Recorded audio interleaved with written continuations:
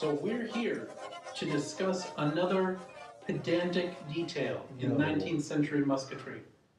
But this pedantic detail actually has far-reaching implications and gives us a window into something, I'm going to say it again, that the Americans missed in the American Civil War and demonstrates the supremacy of British musketry. There's going to be so many American I think comments. we could use that sentence to start every single one of our videos. Probably. Yep, even the one on the Chilean Civil War. Yes, so we're going to do it in two parts. First, we're going to talk about the snap cap. The myth. We're going to destroy the myth. Destroy the myth of the nipple protector. Yes, which, by the way, do not Google that at home. Did you? You have to add other modifiers to it, like Civil War or musket. Otherwise, you get many different things which are not related to musketry. Fascinating. Yes. Fascinating. All in the name of research. It is. The things we do to make content. And the second part, we're actually going to go deep into the school of musketry and the significance of the snap cap as part of the Enfield musket system. Yeah, the snap cap itself, and it's the perfect cross-Atlantic example because it was in common American use and experience in our Civil War, and yet that little snap cap dangling off of a P-53 rifle represents so much in the British Army's system of musketry. It's kind of like a representation of the whole in that little tiny piece. But first we got to destroy the myth. Yes. So first, here's a snap cap. So it's a small piece of what kind of metal? Well, it's just iron and leather. Iron and leather, so it's not lead. No. So it's a hard metal. Right. The official British military snap cap, the pattern 1859, is an iron body that fits over the nipple with a leather pad.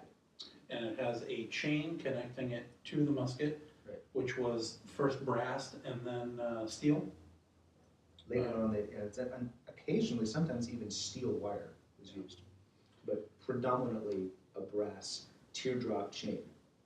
And the pervasive myth among reenactors, and I think perpetuated by sutlers, is that this is some sort of weather protection for the nipple, in the same way that the tompion is a protection for... or something that like protects the nipple from damage. Yeah. But completely, and this is out of simple ignorance, and I, as a reenactor, started American Civil War reenacting before I was 18.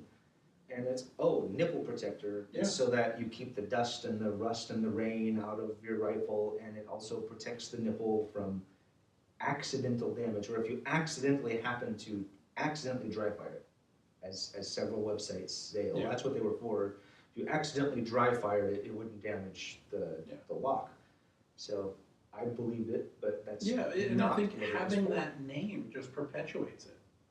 It was just the idea of calling it the nipple protector clear up is now. a reenactorism. Exactly. The British who invented the thing, it was not an American invention. It was the British had them with some of the earliest percussion arms. They had various forms of snap cap. Never do they call it a nipple protector, and never do they describe its primary function as keeping the damp or the rain or rust out of a rifle barrel. In fact, the British manuals describe how to do that. Keep the rust and rain out of your rifle barrel. They would either, this is in a loaded rifle, by the way, stick a small sliver of wood into the flash hole of the nipple and then put the cap on top of it. And the cap had enough force that it would just blast through the wood, or even a little bit of grease or wax, and that the force of the cap would still blast through it. So it would weatherproof the rifle, and at the same time, you're still loaded. So there was no, I'll put the snap cap on, and then I can go on my guard duty, and then if I see Billy Yank over there, I can quickly throw a cap on, because they're not weatherproof. The snap cap does not seal the nipple against weather. So if it's 80% humidity out there in Spotsylvania, you aren't protecting your powder charge from humidity Yeah. with the snap cap. So here we're going to demonstrate how the snap cap is used. It couldn't be simpler. It's just placed over the nipple, and you cock the hammer and squeeze the trigger, and the hammer of the rifle, instead of metal on metal impact on the nipple itself, it's metal on leather. And the purpose of the snap cap is not to protect the nipple, it's to protect the lock from the impact of metal on metal impact. So it absorbs the blow of the hammer, which could damage the lock if it was consistent metal on metal impact. So it's not to protect the nipple. The British Army determined that you could dry fire a rifle 7,000 times before it damaged the nipple. So not the primary concern. The concern was damaging the lock with that sharp impact. So just like if you were to fire the rifle with a percussion cap on, the copper of the percussion cap being soft and probably not fully seated, it absorbs the blow. So it's not iron on iron impact. So you just put it on, cock the rifle, pull the trigger, and it leaves, it doesn't damage the nipple, it doesn't damage the lock.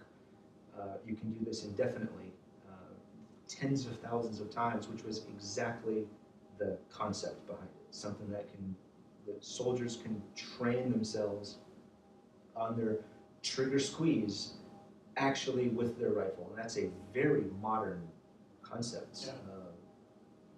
In terms of soldier instruction, that they wanted soldiers to be aiming and practicing the fundamentals of marksmanship with their actual issue rifle, and the snap cap made that possible. You also need to consider what kind of people they were training. So in the United States, we had a little more familiarity with firearms, I think, in general, than in the United Kingdom in the 1850s, 1860s. But most of the recruits into the British Army, I would say the overwhelming majority had never even fired a gun before in their lives. So you're teaching people to overcome, if you're a volunteer in the British Army in 1860, you've never fired a gun before, things like recoil and the noise are all completely foreign to you. In the American culture, we may have had, and I say may, because not every American Civil War soldier was going. Definitely depends on the individual. But fundamentally, so the snap cap is a way to give a soldier, a new recruit more than likely, the opportunity to get a lot of trigger time, so to speak, without actually firing his weapon. And this is built into the British Army's system of musketry. There were 8 lessons that the soldier would be taught before he actually went out and fired ball ammunition or live ammunition. And the concept was, and this was aggressively defended by the commandant of the School of Musketry at the time, General Hay, and his chief instructor, Lieutenant Colonel Wolford.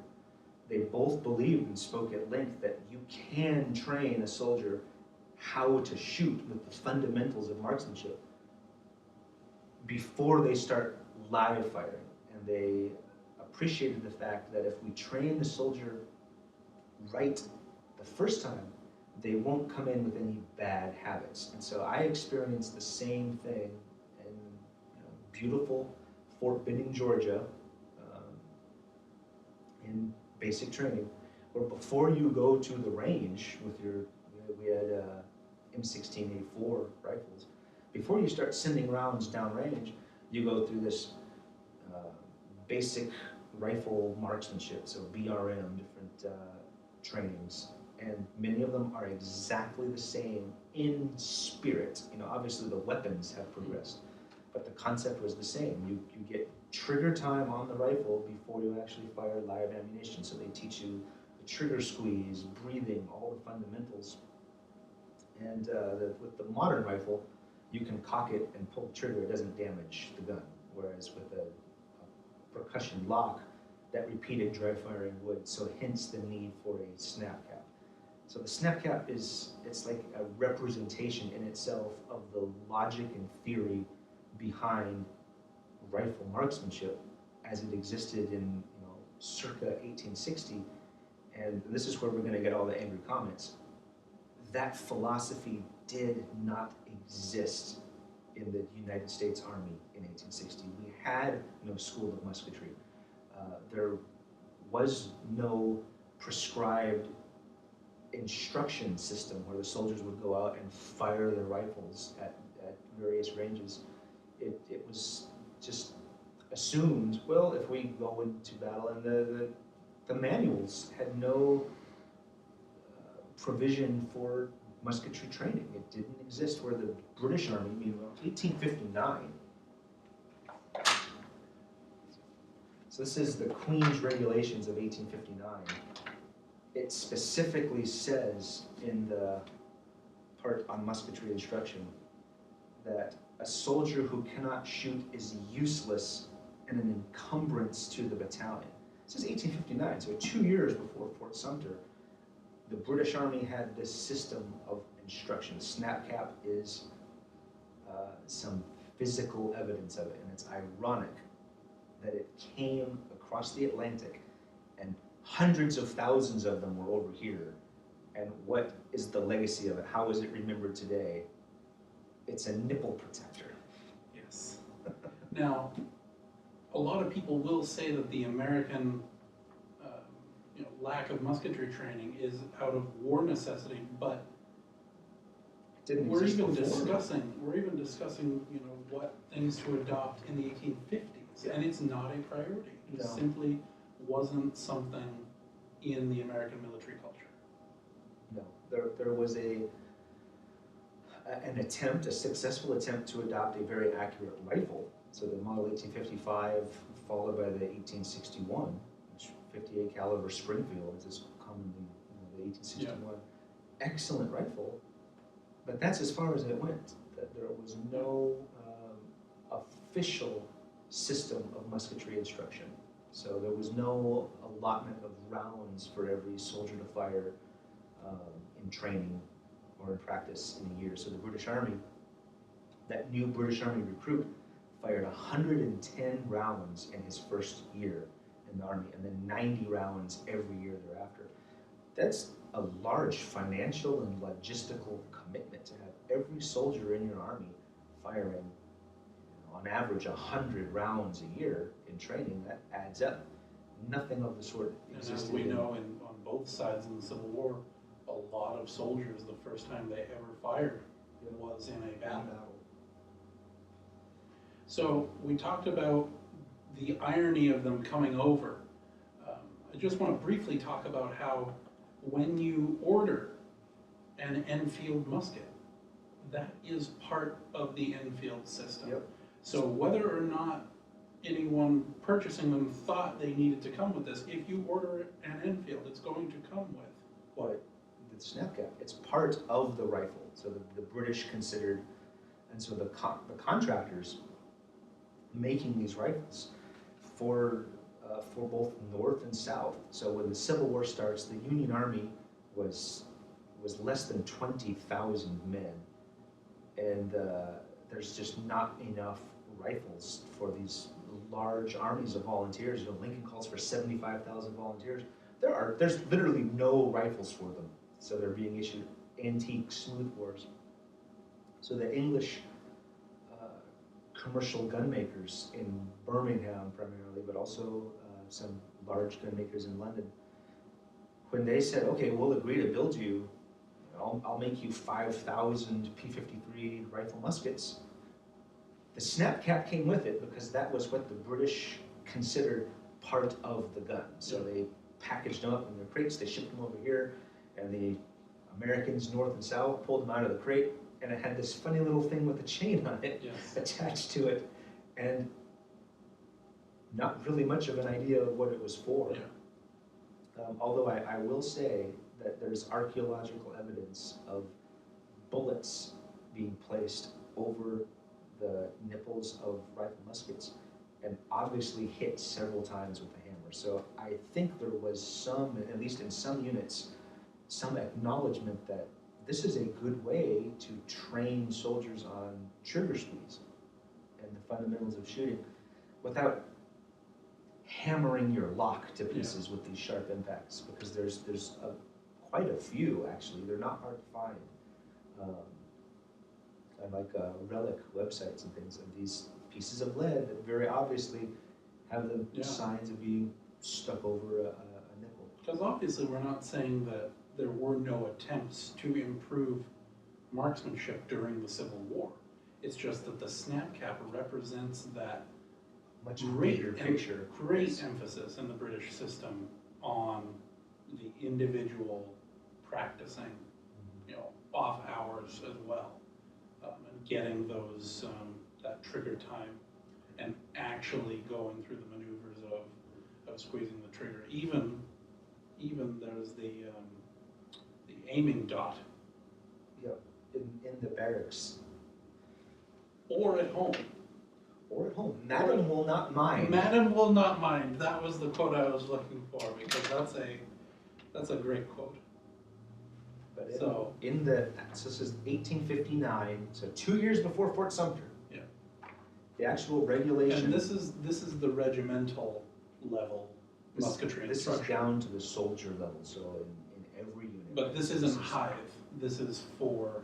No, this is the regulation. Right. This is for the soldiers, and so Hythe, the School of Musketry, would have taught the system. Yeah.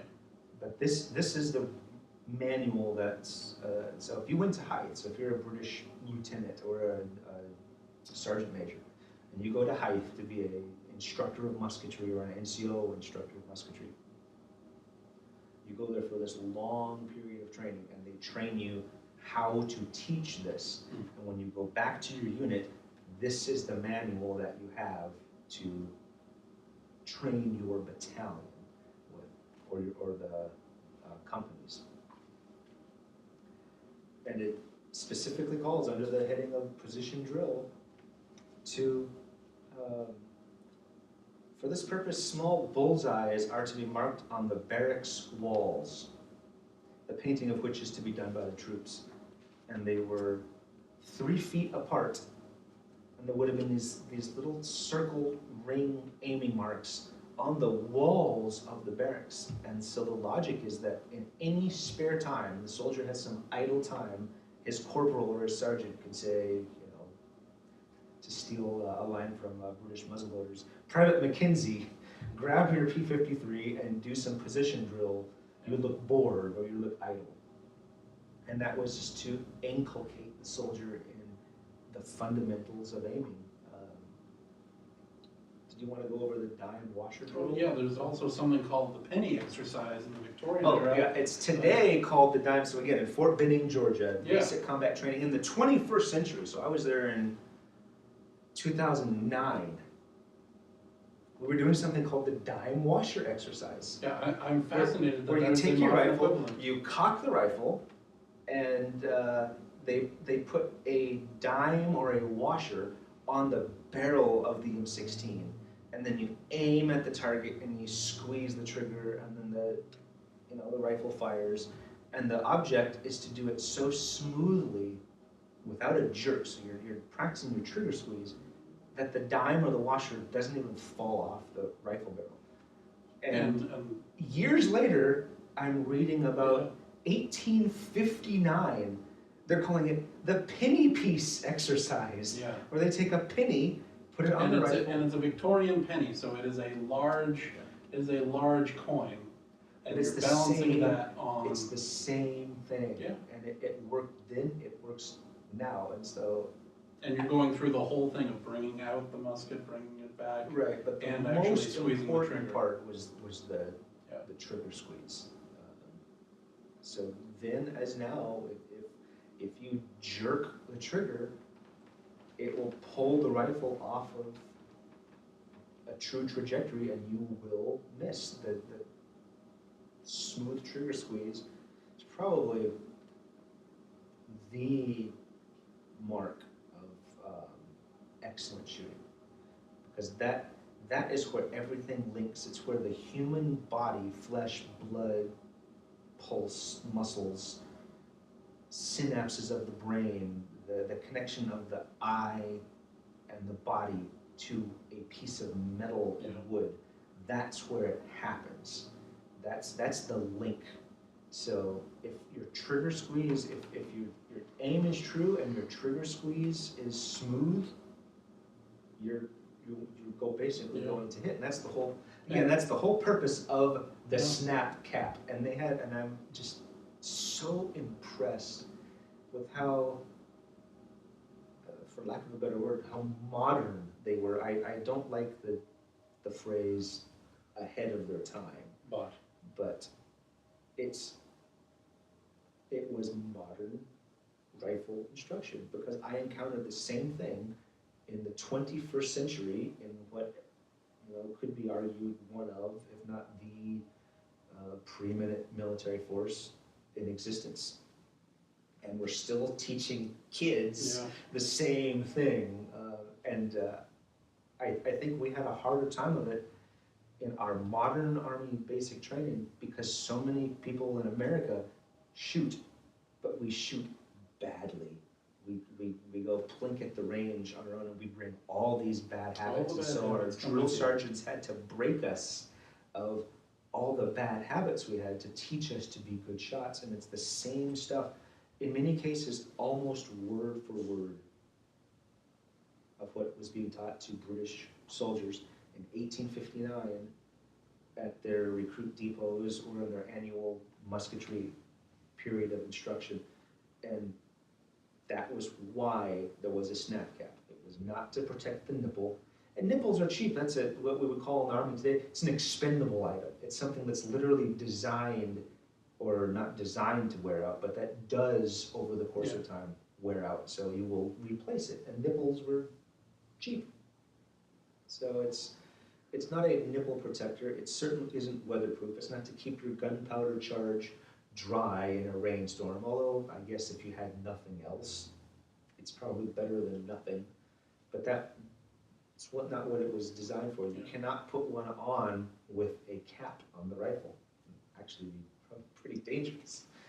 So it's a training aid. It's not a nipple protector, which makes it funny that you had a reenactor ask you what nipple protector he should get for a Union soldier with That's a how it 61 came up, Springfield. is we were discussing the nipple protectors, and they said, can we have one on a Springfield? Sure. And invariably the answer is no, and then it's never a simple answer. It had to be the full explanation of the snap cap.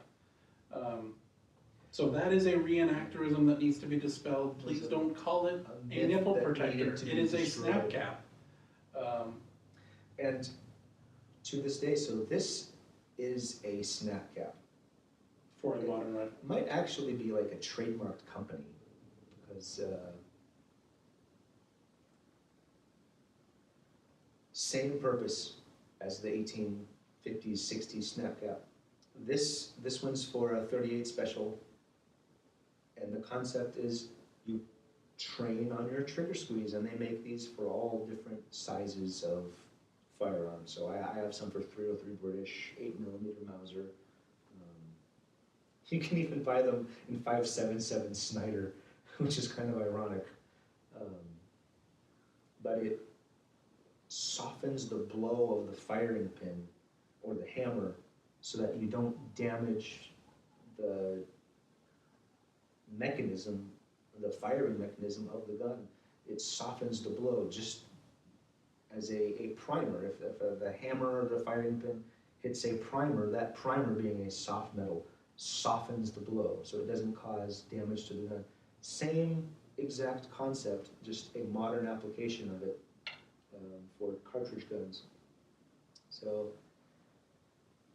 I'm just still impressed at how quickly these concepts of instruction and marksmanship were developed in the 1850s and 60s, almost out of nowhere. It's not like they had a manual of rifle shooting to pull off the shelf and learn. They figured it out on the spot.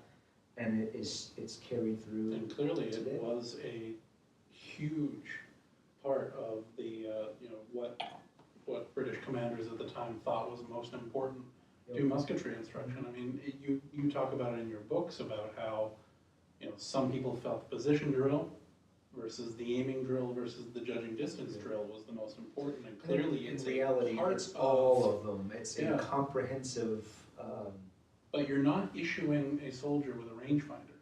You are issuing him with a snap cap, though. Yes. Nipple protectors. Don't Google that, especially not around small children. Yes. Any other advice on the snap cap?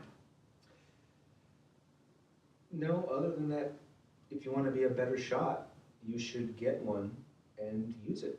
Yes, I think even at the modern school of musketry, Yes. we have, myself included, the most contempt for people that have their trigger flinch. And I will never forget the contempt that you had for me and Chris taught when we were working on my trigger flinch, because it was terrible. It's especially It was terrible. if someone is on half cock. Yeah. And sometimes the Christian in me wants to tell them, "Oh, hey, you're on half cock."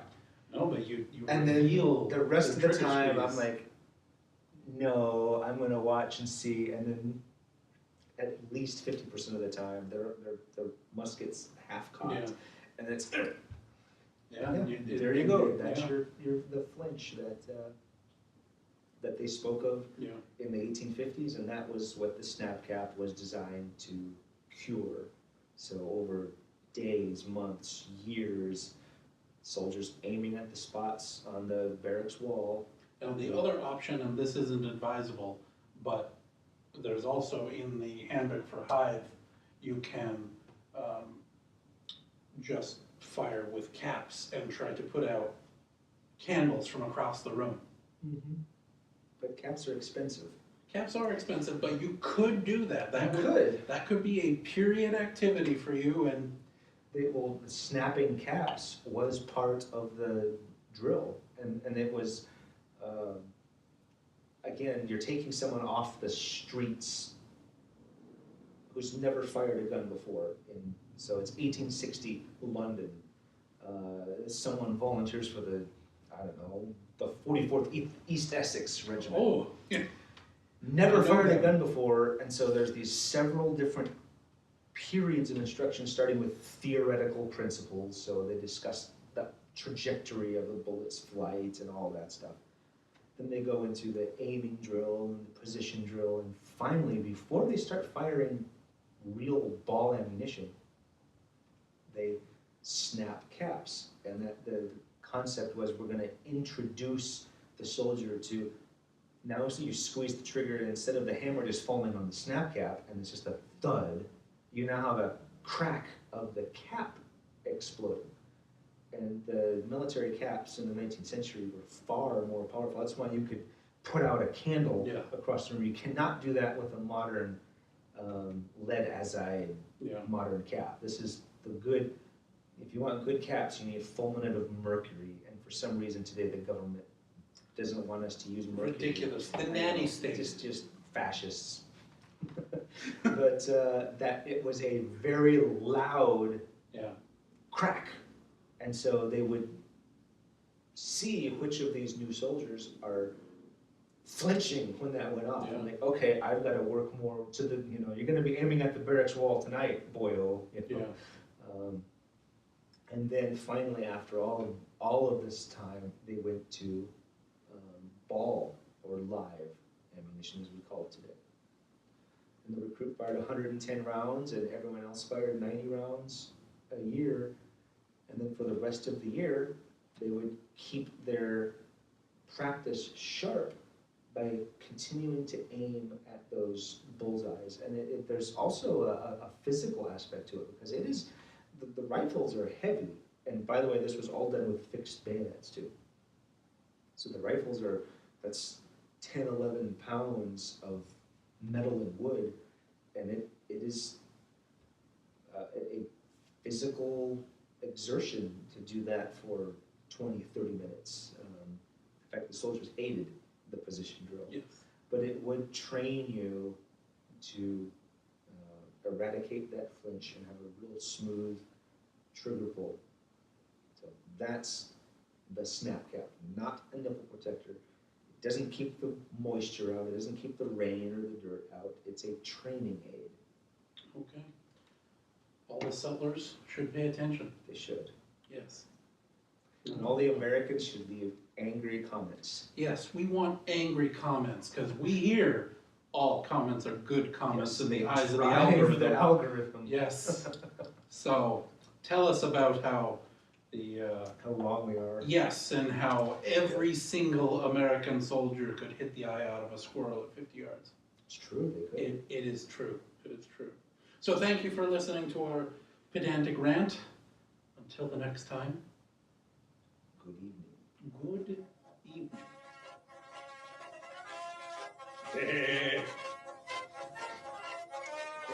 That's considered, well, it's because I haven't eaten yet, that's the problem.